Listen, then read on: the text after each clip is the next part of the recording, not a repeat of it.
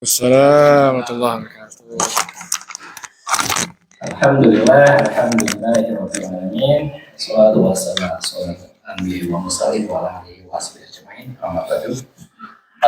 Insya Allah kita akan melanjutkan talk show kita ya seputar bulan Dzulqa'dah, bulan yang sering terlupakan karena biasanya ini adalah bulan kejepit antara bulan Syawal di mana kita sibuk dengan Idul Fitri, silaturahim, halal bihalal, terus kemudian tahu-tahu sudah bulan haji jadi bulan Dzulqa'dah karena bulan kejepit atau bulan itu adalah bulan haram, jadi sering kita melupakan kejadian penting yang terjadi di bulan ini sebetulnya. Yang kita bahas minggu lalu adalah tentang perang Khandaq yang terjadi pada tahun ke-5 Hijriah. Ini pertanyaan nih buat bapak-bapak ibu-ibu. Kalau tahun ke-5 Hijriah, usia Nabi berapa waktu itu? Berapa? Rasul itu, Nabi Muhammad dijangan menjadi Rasul usia 40. Ini perang Khandaq tahun ke-5 setelah hijrah. Berapa tahun di Mekah? Di Mekah berapa tahun? Di Madinah berapa tahun?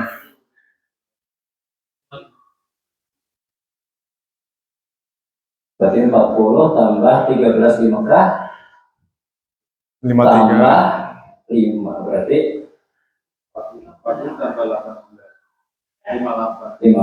Ini udah ada yang berusia 58 tahun. By the way, Kurang 6 tahun. Oke. Silakan angkat tangan dalam hati saja ya.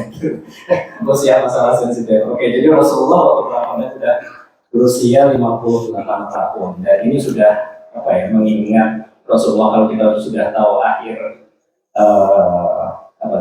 akhir hidup beliau di mana beliau meninggal 63 tahun, berarti sudah 5 tahun terakhir ya. Dan selama 5 tahun terakhir ini banyak sekali kejadian-kejadian yang sangat penting untuk perkembangan Islam dan tentu saja bagaimana Islam berkembang di Madinah hingga menyebar ke seluruh dunia pada waktu itu, dan banyak sekali pelajaran-pelajaran yang sangat padat ya, karena kalau kita sebagai umat Islam sekarang tahu-tahu kita sudah komplit, alam Al-Quran sudah beres, ada hadis dan berbagai macam buku-buku ulama dan berbagai macam ilmu yang sudah diberikan. Itu pada waktu itu ada Al-Quran diturunkan berangsur-angsur, sedikit demi sedikit. Kalau misalkan kita memposisikan diri kita sebagai umat Islam pada zaman Rasul, kita akan sangat banyak bergetar gitu ya dengan koneksi kenapa ayat-ayat itu turun. Pertama di sini adalah pada perang Khandaq waktu itu ada 5 tahun ke-5 Hijriah, 3.000 Muslim melawan 10.000 pasukan Ahzab. Jadi kalau misalkan kita lihat di Al-Quran di surat Al-Ahzab, sebenarnya terbayang kondisi pada waktu itu. Kalau nggak salah satu artinya bahwa Madinah itu terkepung dari bawah, dari atas, bahkan dari dalam, di mana pasukan Ahzab yang berjumlah 10.000 orang dan mengepung. Kemudian dari dalam kota Madinah sendiri ada potensi pengkhianatan dari kaum Yahudi yang masih ada di Madinah pada waktu itu. Ya. Dan kalau kita pikirkan selama di Madinah itu kaum muhajirin yang berasal dari Mekah sudah 5 tahun nggak pernah pulang kampung, dan mereka jadi imigran yang di Mekah dulu mereka punya pekerjaan, statusnya bagus, mungkin dari keluarga yang berada. Begitu pindah ke Madinah, they're nothing like, mungkin kalau kita seperti imigran mungkin ya ke Amerika, kredibilitas kita yang kita peroleh dari Indonesia mungkin di sini tidak berlaku, harus mulai dari awal. Mungkin seperti itulah kehidupan orang-orang kaum mujahirin dan waktu itu. Kemudian minggu lalu kita tidak sampai selesai membahas perang Khandaq, tapi kalau kita baca dari surat Al-Asr, insya Allah kita tahu bagaimana akhir dari perang Khandaq. Gimana akhirnya bapak-bapak, ada yang tahu pertempurannya terjadi atau enggak? Perang Khandaq, mereka udah menggali pahit, udah kelaparan, kedinginan. Terus what happened next? Ada yang tahu? Jadi Nggak terjadi. langsung menyerah. Nggak terjadi, oke. Yang betul adalah tidak terjadi pertempuran. Dan di sini di surat Al-Asr sendiri juga disebutkan bahwa Allah mengirimkan angin dan pasukan yang terlihat maupun yang tidak terlihat itu Malaikat juga ya pada 1.000 malaikat yang akhirnya ya tidak terjadi perang, kemudian ya akhirnya pasukan Ahzab kocar-kacir mereka kembali ke Mekah, dan di situ banyak ini ya, banyak apa istilahnya, barang-barang yang mereka tinggalkan kan mereka terkena angin. Kemudian kalau misalkan saya sih bayanginnya kayak mereka udah berkemah, kemudian tiba-tiba ada angin, mereka bikin barbeque gitu kan ya untuk makan-makan, kemudian ada angin, kebakaran, kemudian kuda untanya pada jadi liar karena tidak terkendali dengan itu. Terus barang-barangnya mungkin banyak sekali yang jadi ghanimah. Dan di surat Al-Asr juga tadi sempat diskusi dengan Imam Anas, disebutkan bahwa ada istri Rasul yang juga meminta soal ghanimah. Dan mungkin bisa dibahas sedikit sebelum kita lanjut ke topik hari ini tentang beda. Ya. Jadi Bismillahirrahmanirrahim, alhamdulillah, wassalatu wassalamu ala rasulillah, sallallahu ala sayyidina Muhammad wa ala alihi wa ashabihi ajma'in. Alhamdulillah, setelah pembahasan perang Khandaq, yang terjadi adalah kemenangan daripada kaum muslimin. The Muslims won through the giving up of the disbelievers. Yang event yang terjadi adalah ketinggalan dari spoils of war atau ghanimah. Kalau dalam bahasa Arab, ghanimah adalah spoils of war, adalah harta rampasan. Is that what it is? Harta rampasan. Dari 10.000 orang, dan berarti banyak banget ya. Harta rampasan. Dan yang turun dari ayat tersebut ada permintaan dari istri Rasul alaihissalam mengenai permintaannya karena because their situation after going through hunger.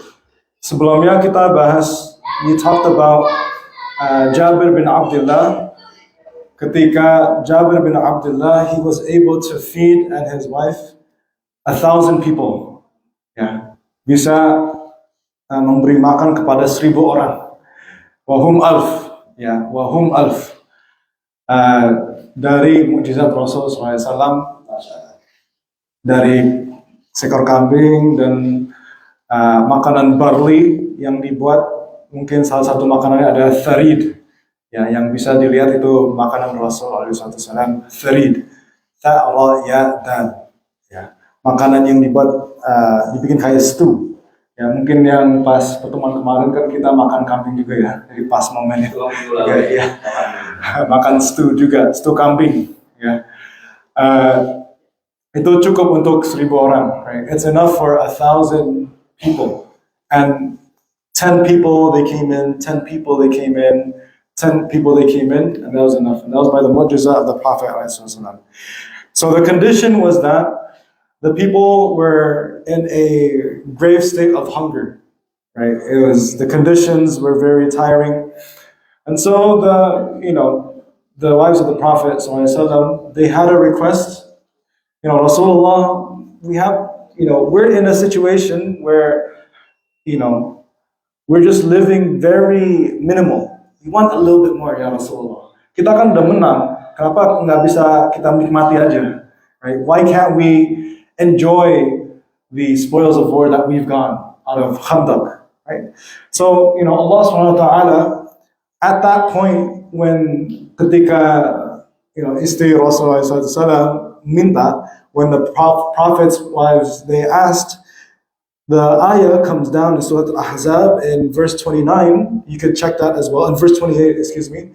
أعوذ بالله من الشيطان الرجيم. يا أيها النبي وحي رسول يا رسول الله قل لأزواجك, tell your wives, إن كنتن تردن الحياة الدنيا, if you, O wives, want the world, حياة الدنيا وزينتها, and whatever is good in this world, فَتَعَالَيْنَا أُمَتِّعْكُنَّ وَأُسَرِّحْكُنَّ سَرَاحًا جَمِيلًا.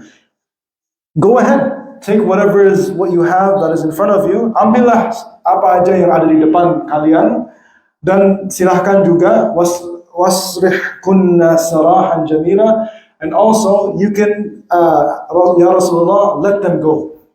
So meaning you can separate from those wives. Right? Diceraikan ya. Yeah, diceraikan. Yeah. If you want the world. But if you want, why? And then it continues on. وَإِن كُنتُنَّ تُرِدْنَ اللَّهَ وَرَسُولَهُ. If you want, O wives of the Prophet ﷺ, Allah and His Messenger, وَالدَّارَ الْآخِرَةِ, and the hereafter, hari kiamat, hari akhir nanti, فَإِنَّ اللَّهَ عَدَّ لِلْمُحْسِنَاتِ مِنْكُنَّ أَجْرًا عَظِيمًا. Then Allah subhanahu wa ta'ala will prepare something of goodness, of a good reward, a great reward. Jadi yang dilihat di depan mata, whatever is in front of them, has nothing in comparison to what Allah has prepared for them in the hereafter. So the wives of the Prophet ﷺ, they were given a choice. Right? You can have what is in front of you, mirip seperti keadaan yang sebelumnya lagi, which was in Uhud. Uhud was the similar situation. Uhud, they were given a choice. A khiyar is what is mentioned. Right? A choice to choose between the ghanima, or the spoils of war, that the archers saw. Oh, I see what is in front of us. You already won. I can just get whatever I want. Saya bisa ambil yang menurut saya milik saya, yang berhak bagi saya. What is supposed to be for me. Right. Tapi dampaknya ternyata besar sekali kan. When they choose the ghanimah, then akhirnya yes. resiko when they chose the spoils of war, what happened is that the Muslims get attacked from the back. Khalid bin Walid, right? And so you see the weakness of the Muslims is that, and this is a lesson for us, right? Pelajaran bagi kita selalu dalam kehidupan dikasih pilihan. We're given a choice. From Uhud, the Muslims are given a choice. From Battle of Khandaq, right, the beloved of the Prophet ﷺ are given a choice. Right? And so these choices that the Sahabas faced, the first Muslims faced, we also face these choices as well. Myself and everyone else in this space, in this community, how are we choosing? Right? I think that's the lesson that we can take away from that. Bagaimana kita memilih? Right? Apa pilihan kita untuk keluarga kita, untuk komunitas kita, untuk pilihan yang sifatnya penting sekali? What are the important choices that we have to make?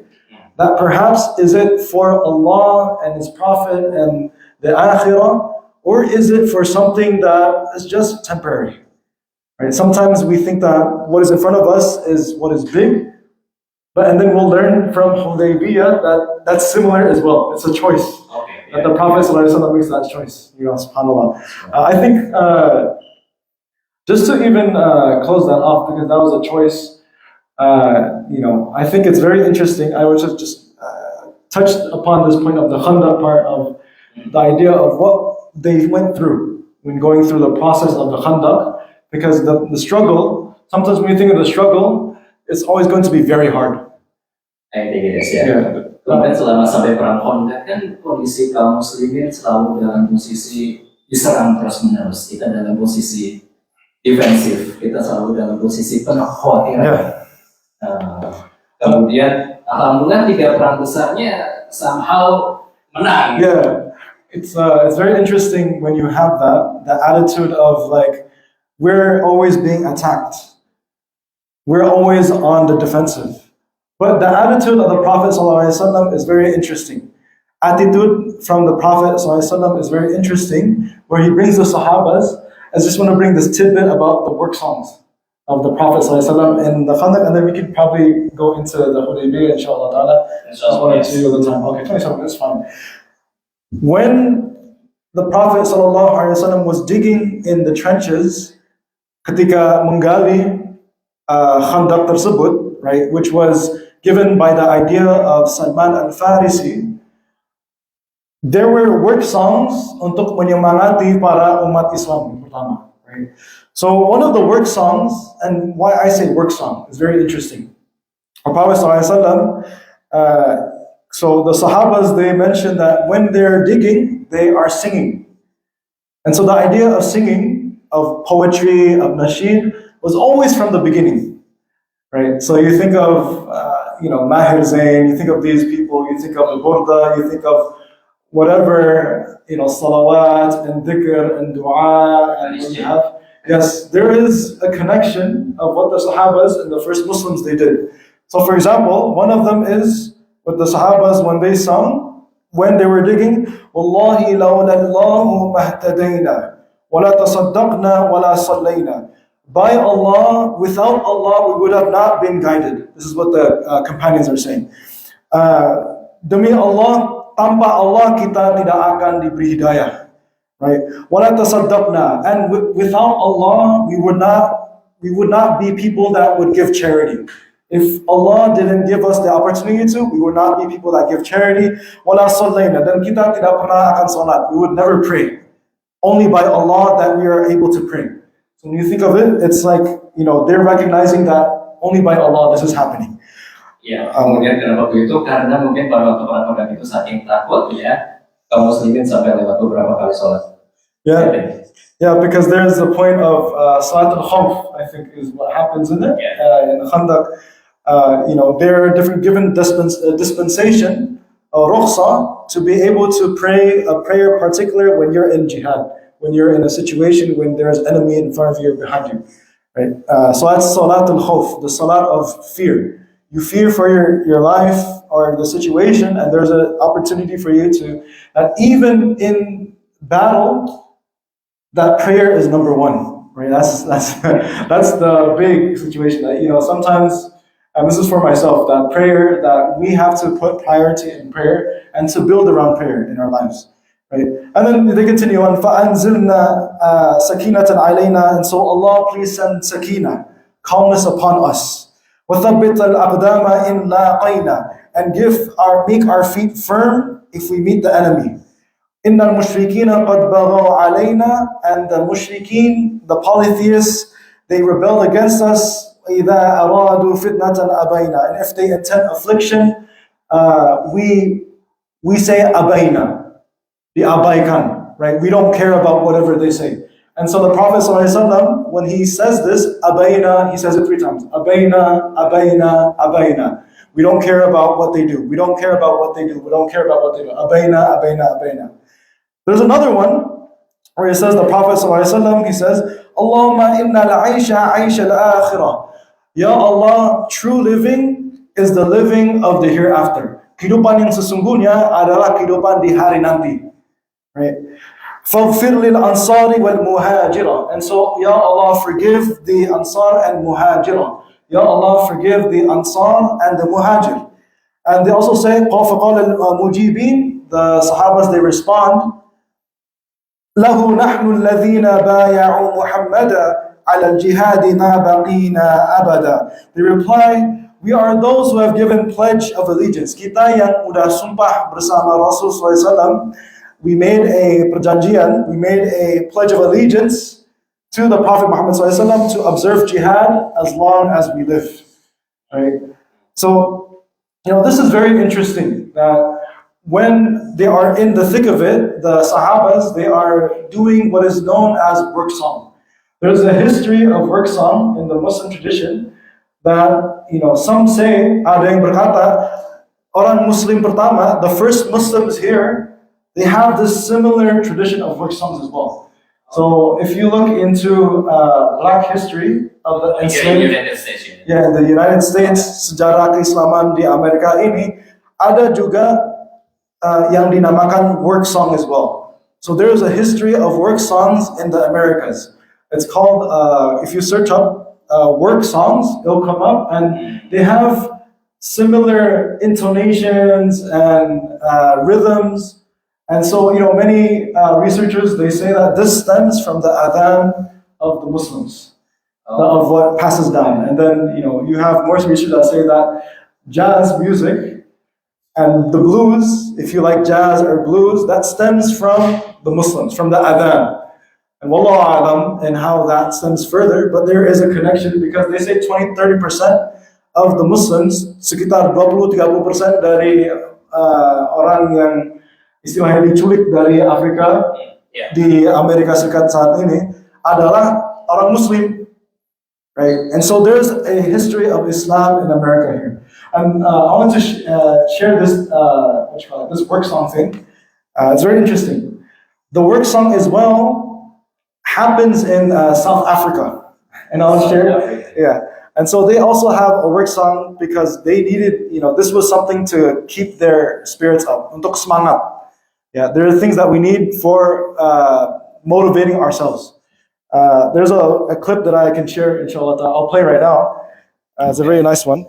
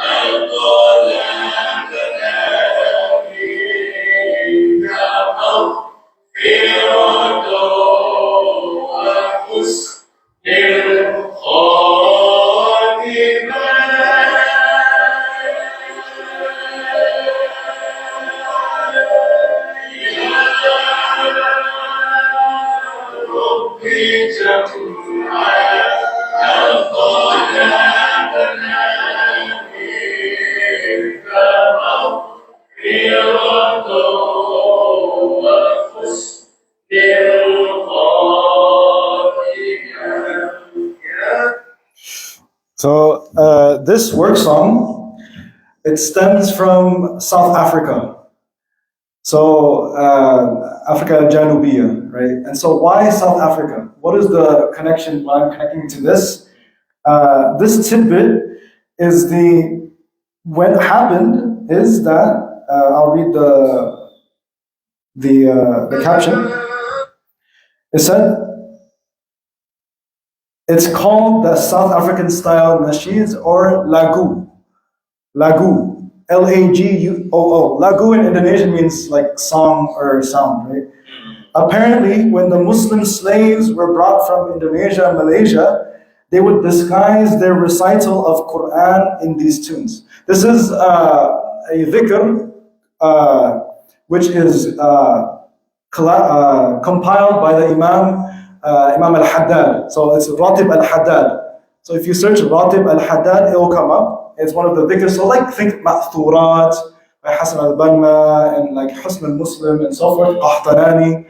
So these are the compilations of dhikr that the Muslim slaves were brought from Indonesia and Malaysia. They would disguise their recital of Quran in these tunes, so the Dutch slave masters would think they were singing songs. Right? And ini di Afrika Selatan. This is Afrika Selatan, yeah. And so, in fact, they were preserving their faith. Jadi menarik sekali di mana untuk mempreservasi their faith was through these kind of like disguised things. So this stems from the Prophet ﷺ in kind of like having the idea of in the fields, you're working, and there's you're going through it, but there's also a dhikr of Allah. There's remembrance that we are doing this for Allah's sake. That true life and living is in the hereafter and so forth. Right? Saya baru tahu juga nih kalau sampai di Afrika Selatan ternyata nanti interconnected ya, dari kita bahas perang Honda, kemudian ternyata dari Syahir satu Rasulullah sedang mengalipari, ternyata ada apa istilahnya ya, ikatan budaya yang ternyata sampai zaman modern dan masih terikat secara internasional. Oke. Kemudian dari perang Honda tadi dari awal kita sudah bahas, akhirnya tidak terjadi perang dan Allah mengirimkan angin dan para malaikat untuk menghalau pasukan asing untuk kembali. Kemudian mungkin setelah 1 bulan sekitar itu terjadi sekitar konflik terkait ghanimah. Kemudian karena kita sedang menuju Hudaybiyah, gimana ceritanya setelah itu? Mungkin bisa dibungkam. Hudaybiyah, yeah, mashallah. So a little bit about the Hudaybiyah, and just one other tidbit is that when we think about like the work songs and we think about like the nasheed, something to think about is that this was something to preserve the ummah, right? Like what they had was that was a communal experience for the community to bring up and to live through. I think this is something that we also have to see in our communities of what would we do towards having that way of preserving our faith, right? So Hudaybiyah, they go. The story goes. Let me just put my notes. Second, inshallah. Hudaybiyah starts when the Muslims are recognized that after battle and battle and battle, the Muslims are recognized. Jadi pada saat itu kaum muslimin itu entitas yang diakui sekarang. Right? The Muslims are not just a ragtag group of people. They're not weak people anymore. Right? They're not weak people anymore. They're battle-hardened. They went through different battles and so forth. Right? So the Prophet ﷺ, he has a dream. He has a ru'ya to go and make umrah from Medina. Right? And so, because the Prophet ﷺ, it's interesting that the community at that time, they make umrah from Medina straight away. You know, they could have made umrah from like a nearby area in Mecca, Right. but they decided to wear the umrah clothing, and the umrah clothing is pakaiannya adalah ihram, right? The two clothes from Medina. It's very far, right? Why would they do that in the first place? Right? The Prophet ﷺ, he mentions because the miqat of Medina is Dhul Hulayfa. Right, it's an area far, like not too, like because there's other places in Mecca. If you're coming from Mecca, you go to Masjid Sayyidah Aisha. There's like a area where you go Sayyidah Aisha and you just come back straight away. But why from Medina all the way? The reason being is that the Prophet ﷺ wants to show the Quraysh untuk menunjukkan pada kaum Quraysh bahwa kita datang dengan damai. We come clean. We don't want battle. We come with ihram, we just want to do hajj. As any Arab would want to do hajj. Yeah. Ya, tapi kalau melihat karakter orang Quraisy waktu itu, mereka pasti inilah, mereka baru kalah perang. Yeah. And that's, wah ngapain nih Muslim But apa sih? exactly. Gitu. That's what it is. And so, you know, the Quraysh, they hear the Prophet ﷺ, and the first community of Muslims coming. They hear this, and so they make a line to block the Muslims when they come in. Right? And and now they have to negotiate. Mereka harus negosiasi, and they have to declare the intentions. So the tension is high, right? Right, because we mentioned previously that the Muslims are an established community, and as the Quraysh, they don't want to be someone who is like they're on the losing end. Kayak mengakui kedaulatan gitu kan. Yeah. We don't want to see you as how did we lose to these people, and they're a small minority, they're no one. How did we lose to them? I don't want to lose face. Yeah. Saya nggak mau. I don't want to lose face. I don't want to be shown as that we lost to a small entity, a small minority, and so socially, politically, they're embarrassed. Kita nggak mau nunjuk rasa malu. Kalah dengan entitas yang kecil sekali, right? And so this is like the dynamic, the power dynamic of what is happening. So, you have Omar that is, pointed to do the negotiation, but then he passes it down to Abu Bakr, and he passes it down to Uthman bin Affan. Yes. Yeah. Why Uthman bin Affan? Kenapa Uthman bin Affan? Kenapa enggak Umar bin Khattab? Why not Abu Bakr or any of them? Because you think of Umar bin Khattab and his nature and his demeanor, he's gonna want, we're coming in, we're revenge. They're gonna push. Yeah, I'm gonna push. We're gonna do Umrah no matter what, right? You're gonna make it happen. Yeah, tanpa alasan apapun kita akan laksanakan. But Uthman, he had family, he was connected with dimasukin ke kamar, dibunuh, right? And so this rumor goes along that Uthman is killed. The Prophet is visibly angry, and then what happens is that the Prophet gets ready. Ya Allah, it's one of our close companions. What does he do? He collects the community of believers, 1,400 of them, and prepares them for a bay'ah, perjanjian. That bay'ah is called Bay'atul Ridwan or Bay'atul Shajara, right? Bay'atul Shajara, which means the allegiance under the tree. There's a particular tree nearby Hudaybiyah where they make this this pledge together. The Sahabas, they swear allegiance to fight on behalf of the acclaimed death of Uthman radiallahu anhu. Tapi kan mereka datang untuk ngumpul, akan bawa senjata. Yeah. How they gonna fight? So they, that was despite that situation, because they, again, when you break treaties, there's bound to be a rebound because of that, right? So they take that oath, and that happens. لَقَدْ رَضِيَ اللَّهُ عَنِ الْمُؤْمِنِينَ إِذْ يُبَايِعُونَكَ تَحْتَ الشَّجَرَةِ. And so, Allah subhanahu wa ta'ala is pleased when the believers take allegiance, right? And then the allegiance of them taking allegiance with the Prophet Muhammad SAW is the same thing as taking allegiance with Allah subhanahu wa ta'ala, right? Sama dengan ambil oath, taking allegiance with the Prophet is you're taking an allegiance with Allah subhanahu wa ta'ala, as we mentioned. Yadullah fawqa aydihim, that Allah's hand is over theirs, right? And they're ready to fight. But then Uthman is released, and then they stop and they resettle and negotiate. And now here is the crux of the negotiation. They send Suhail bin Amr. The thing yang menarik mengenai Suhail bin Amr adalah, what's interesting about Suhail bin Amr, this person representing the Quraysh, that this is a person that is someone who is known to be the media enterprise of Mecca, of the Quraysh. Oh, okay. He is the one that can spread the news. Right? He's the one that can, he's the one that's on the social media. He's the one that can spread, okay, this can be the narrative of what is to come. Right? So the Prophet knows who this person is. Suhail bin Amr, he goes into the camp of the Prophet Muhammad sallallahu alaihi wasallam.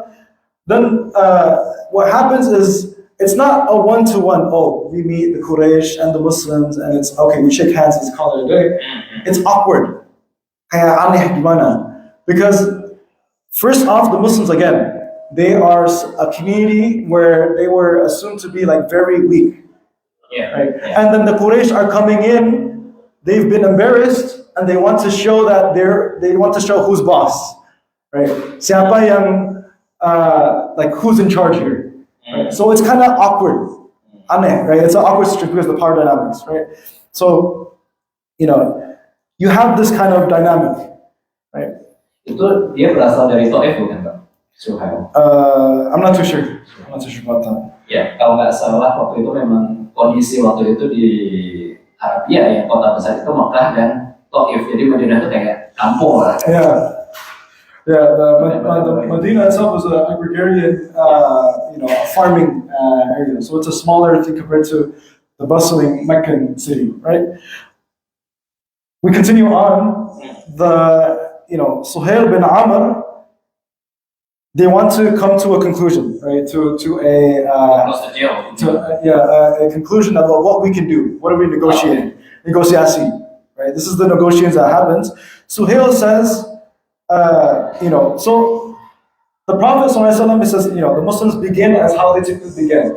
The Muslims mulai dengan bagaimana orang Muslim mulai, Bismillahirrahmanirrahim, right? You start everything, Bismillahirrahmanirrahim. That's right. Ya Allah naktub, Bismillahirrahmanirrahim. The Quraysh, they hear this, mereka dengar Quraysh, Bismillahirrahmanirrahim. Oh no, we don't say this. Right? We don't say this. The Quraysh, they don't say this. What they say is Bismika Allahumma. Bismika Allahumma. So when you the dua of waking up, the dua of going to sleep, Allahumma Bismika Allahumma. So that comes from the Quraysh. Yeah, Bismika Allahumma. It's a general term, right? So Bismika Allahumma. So Suhail says, our people don't know Bismillah. What we know is Bismika Allahumma. And so the Prophet says, it's fine. Write it. For us as Muslims, for the Sahabas, when they hear this, ketika mendengar ini, kok Nabi kompromi? Bukannya kita harus Bismillah? Yeah, don't we have to say Bismillah? We can't say anything else except Bismillah. We can't do that. But what happens is the Prophet ﷺ says, Bismillah Allahumma. It's fine, don't worry about it. Right? It's very interesting when you think about the Prophet ﷺ saying, sometimes there are things that, very particular things that we focus in the community, but there's a bigger picture.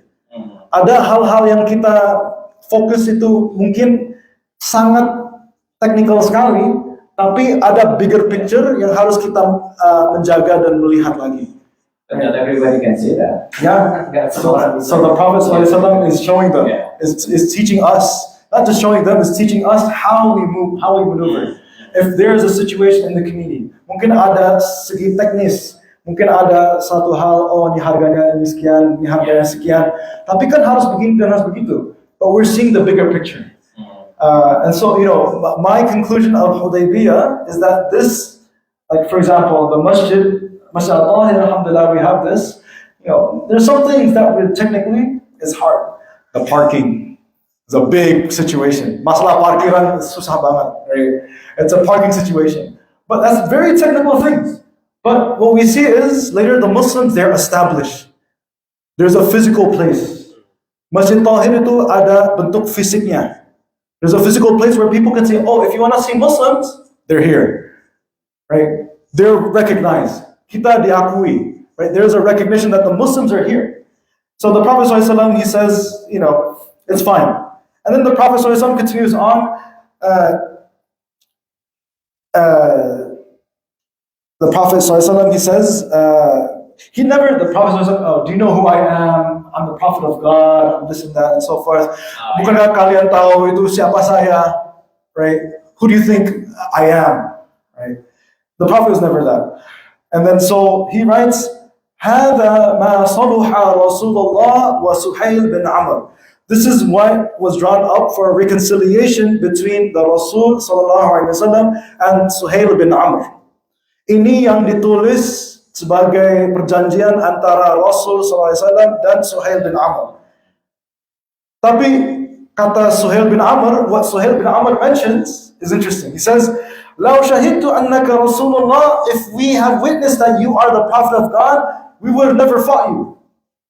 Right? If I say you are Rasulullah, ngapain kita berantem in the first place? Right? I'm already Muslim already, but that's not going to happen. So he says, Uktub ismak wa isma abi. Write your name and your father's name.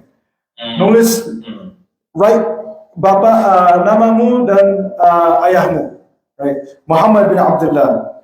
Kayaknya mereka mau menghindari ini kan.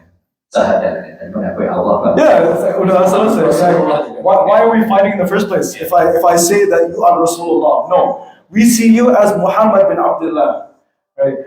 I don't see you as, for example, president of something. Yeah, president of something or whatnot, or Imam Honest or what have you. I just only see Ahmad Honest Basidi or Honest or what have you, right? I only see you as this, nothing more. That's it, right? It's just just an example. And then what happens is that what do the companions are seeing this. Jadi para sahabat melihat ini, apa reaksi emosi sahabat pada saat itu ya? Mereka kan, how can we do this? This is Rasulullah. I can't let it go. No boleh, right? We can't let this go, right? And so some say, Al-Katib, the scribe of the Prophet ﷺ at that time was Sayyidina Ali, Imam Ali karamallahu wajhah, right? And so his emotion is that he is very angry, very angry, marah sekali.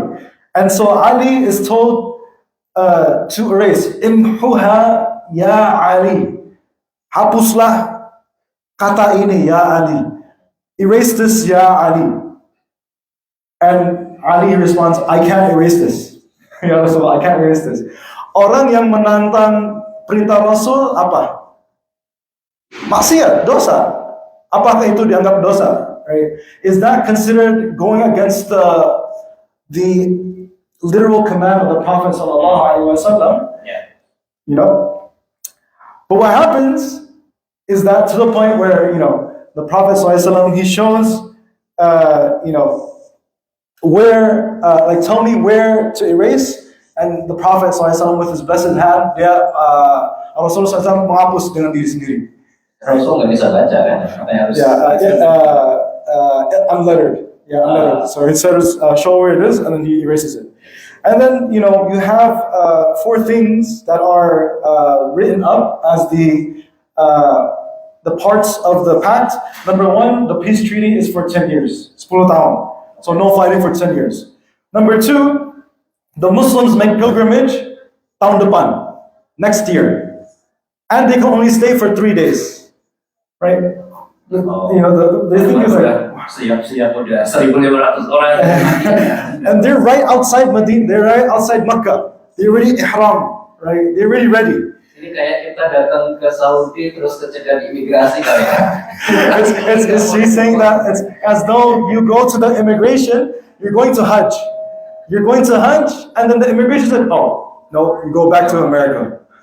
After you saved a lot of money, after you saved your life expenses, your life savings, you go and the Saudi immigration says, cancel, you go back. Right? SubhanAllah, I can't imagine what they feel. And the thing about it, why they even said that in the first place, is that when the Arabs, ketika melihat Muslim balik arah, when they see the Muslims turn back, itu dianggap seakan-akan itu, oh, we're winning now. So the Quraysh mentally is as though that we're winning. Any Arab that sees the Muslims go back, oh, we won. We can gain our honor again. Right? So it was a symbolic thing as well. Right?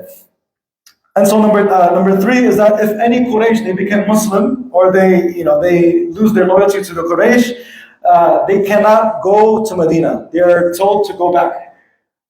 But the unfair side is that when a Muslim wants to go back to Mecca, they are not to be returned back. They are to given way back to. Jadi kalau ada orang Mekah, orang Quraisy mau jadi Muslim, dia nggak boleh pergi ke Madinah. Tapi kalau orang Muslim dari Madinah datang ke Mekah, nggak boleh balik ke Madinah. Nggak boleh balik ke Madinah. So is this fair? Right? Apakah ini adil? Sama sekali enggak. Right? It's like a losing kind of thing. And then the companions cannot believe what is happening. Right? And so, the question, pertanyaannya adalah kenapa Rasulullah SAW membuat kompromi ini segala? Right? Kenapa ibu-ibu? Why did the Prophet SAW make these compromises? Kenapa? For the Hajj, but they have to go next year. Why did they compromise all of this? Right? The Tapi reason. ini bukan Hajj juga kan? Karena Hajj kan cuma haji wada. Jadi sebenarnya It's only three days. It's just the pilgrimage. Yeah. So why did the Prophet ﷺ do this? Is because, as we close inshallah ta'ala, is that the Prophet are not at the same level as how they were 10 years ago. Kenapa? The community 10 years ago, how were they in Mecca? What was the situation? Mecca, they were persecuted. They were being tortured. They were being killed. They were being maimed. They were being attacked in public, right? They were just some people that they're there, we have to, take them out. They're wanted, right? They were killed for saying, La ilaha illallah Muhammadur Rasulullah sallallahu alaihi wasallam, right? They were just, weak fuqara. They were just weak people, right? But now, in this situation, the table has turned. The Muslims, the power dynamic is different. Power dinamis kekuatannya beda, right? The Muslims have power. They've went through it, right? And so this is not compromise. Yeah, compromise is when you can't choose a situation, right? Ada yang orang bilang, there's a saying that says, beggars aren't choosers. If you don't have money, you just choose whatever is there. Right? Yeah. Kita cuma bisa milih aja, nggak boleh milih-milih lagi, right? We don't have a choice because we don't have power in the choice. Yeah. But what the Prophet ﷺ has is that he can choose the situation, and it's not being forced to do it, right? So, but what he sees that there's a long-term goal, right? There's a long-term goal, and this long-term goal, because the goal is this. Sometimes there are short-term, ada yang like advantages that you can see short-term, and there's long-term goals. And the long-term goal of the Prophet ﷺ is at that moment. The ayah of the Quran, Inna fatahna laka fathan mubina, a manifest victory. Allah subhanahu wa ta'ala gives you a manifest victory. Surat Al-Fatih ya. Surah Al-Fatih, the first ayah. We give you victory. But the Muslims don't see it as victory. Because why is this? And even Ubadah bin Samit, he knows that people think that this, he sees many people that see that, oh, this ayat ini ditunjuk untuk Fathul Makkah. Right? The big victory is when the Muslims take back Makkah. But in actuality, it's this one. Right? Ubadah bin Samit, he mentions it. Because the Muslims from that point, they increase in number exponentially. The Prophet is a long term. The Prophet has space. Yeah. The Prophet can send letters to other people. Bisa mengirim surat untuk mengajak kabilah untuk mengajak kepada Islam. He can send letters to Islam and so forth. So the Muslims grow in that space that's made.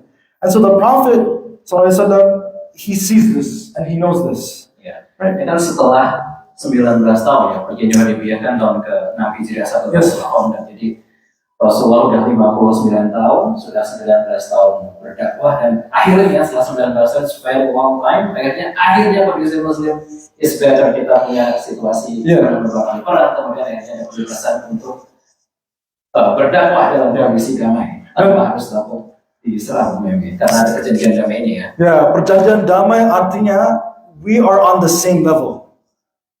Kita berada dalam keadaan yang sama sekarang, setara. We're not weak now. We are the same now. We are recognized by the government. We are recognized by this entity or that entity. Masjid Al-Tahir is recognized by this group or that group, right?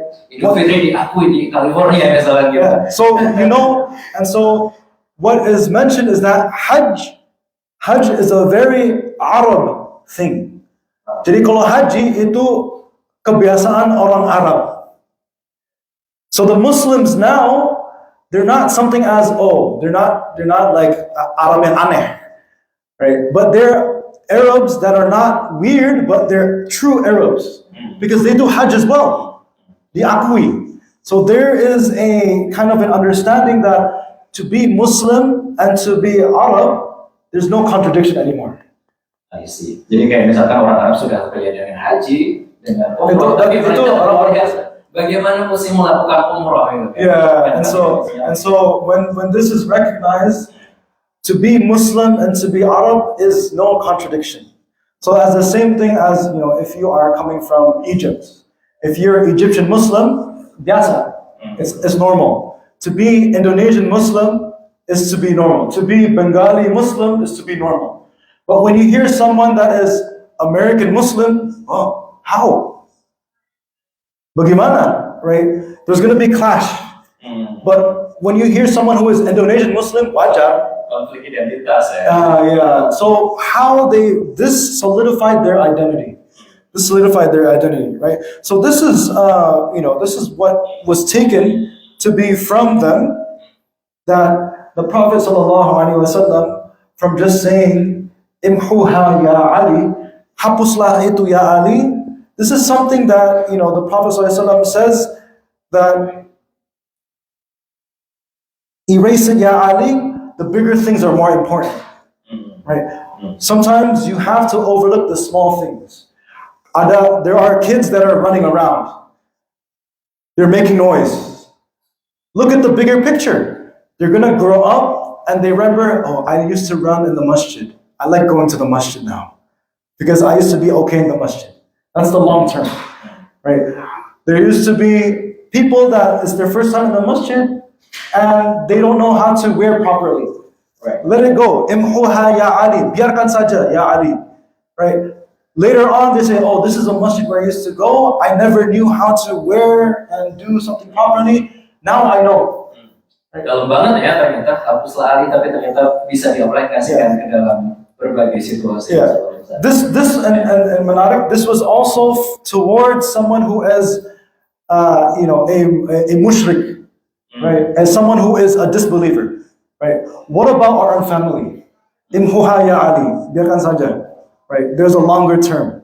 There's a long term. Imhuha ya Ali, biarkan di masjid. Biarkan ini, biarin, let it go. Don't worry. Because there is something that is in the vision for the future. This is what we have to see. Inilah visi Rasulullah SAW dalam makna yang terdalam sekali, yang dalam sekali yaitu imhuha ya Ali, erase it ya Ali. Ini mengajarkan kita bahwa orang toleransi itu jangan sampai putus ya. Ini strategi dari Rasulullah SAW. It's a strategy that the believers, disbelievers are Quraysh. So what about our own friends?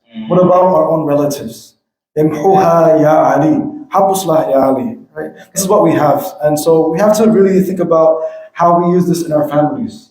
Insya Allah, applicable untuk berbagai bidang keluarga juga. Insya Allah kita sholat maghrib jam 8. Jadi ada segala waktu sudah mereka misalkan. Ada yang ingin ditanyakan. Kita buka dulu ke forum. We're going to pray at 8 o'clock inshallah, or maybe like after Q&A as soon as we finish inshallah.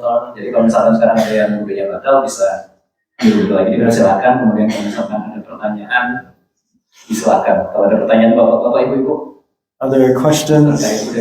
Kita sprint ya hari ini. Alhamdulillah banyak yang terlewat sebenarnya. Tapi insya Allah untuk intinya sendiri sudah tersampaikan mengapa perjanjian Hudaybiyah ini sangat penting, dan ini terjadi di bulan Dzulqa'dah saat ini. Kita hari ini 23 Dzulqa'dah, dan alhamdulillah dalam 2 minggu terakhir kita bisa membahas 2 kejadian penting di bulan Dzulqa'dah, perang Khandaq yang tahun ke-5 Hijriah dan pergi ke Hudaybiyah setahun kemudian tahun ke-6 Hijriah. This is a little, something that we could share, inshallah, from Dhul Qa'dah. We talked about the battle of the trenches and what we took from that, and also Hudaybiyah and little of that. And so, may Allah allow us to learn from the lessons of the seerah and allow us to implement the lessons that we take from the Hudaybiyah, inshallah. Are there questions or comments, inshallah ta'ala, about the battle of Khandaq or Hudaybiyah? Any comments? Yes?